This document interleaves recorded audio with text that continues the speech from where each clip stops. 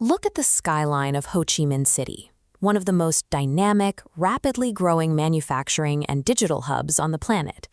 But operating in this booming landscape requires navigating a highly detailed, strict web of administrative decrees that govern everything from corporate labor standards to the minutiae of domestic life.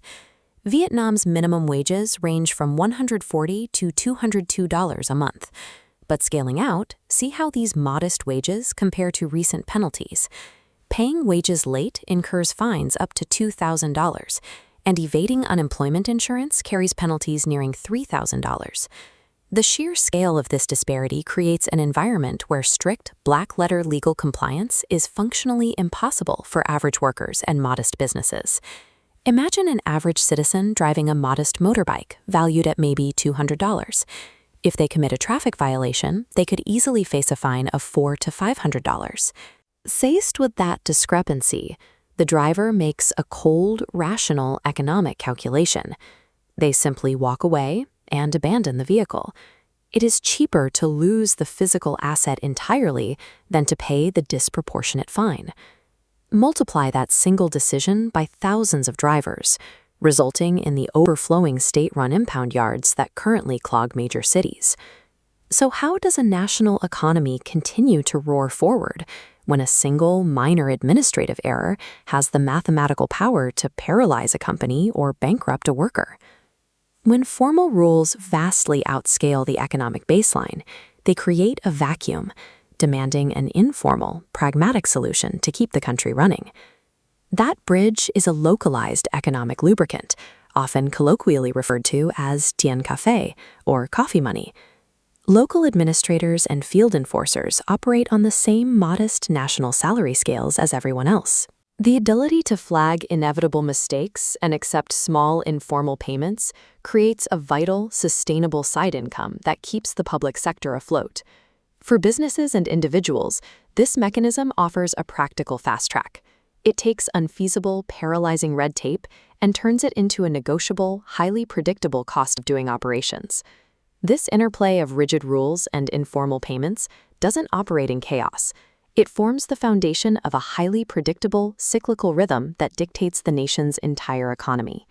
This diagram illustrates the 7-stage regulatory wheel. The cycle begins at stage 1, when authorities pass a strict new law. Knowing daily enforcement capacity is limited, the market self-regulates, quietly resolving minor infringements through small cash transactions.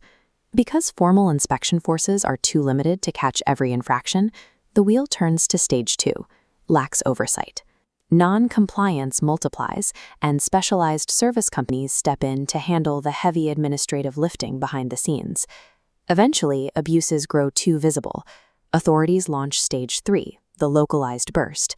They conduct coordinated citywide sweeps and issue highly publicized fines to reestablish boundaries and clear out the excess. But the situation escalates to stage 4, when authorities discover that isolated local wrongdoings are actually tied to nationwide networks, creating a severe systemic vulnerability. We saw this recently in the gemstone sector. A localized investigation uncovered a diamond smuggling ring involving over 3,400 diamonds worth nearly $19 million. The scale of that bust triggered widespread liquidity shocks. It forced major retail brands to implement 120-day deferred payment policies and led to temporary store closures across the city. When these disruptions threaten national stability, the state responds by showing who is master of the market. So they deploy an all-encompassing Stage 5 decree, a rapid legislative strike designed to immediately crush systemic networks. These emergency decrees are drafted in a hurry. They are highly punitive and often take immediate, sometimes retroactive, effect, causing market actors to scramble in absolute panic. This diagram returns to show Stage 6, a phase of urgent waiting. Because the emergency law was rushed, it lacks the practical, ground-level administrative details required for field enforcers to actually apply it. Realizing the law is temporarily unfeasible, companies halt major moves. They use this period of administrative chaos to consult local officials and figure out how to align with the new parameters. During this volatile phase, timing and negotiation skills are a company's greatest allies. Strategic dialogue allows them to adjust their operations without suffering fatal financial damage. This diagram highlights the final position, Stage 7, the pragmatic revision. The initial storm passes, and the hard lessons are digested. The government implements an updated framework with realistic rules.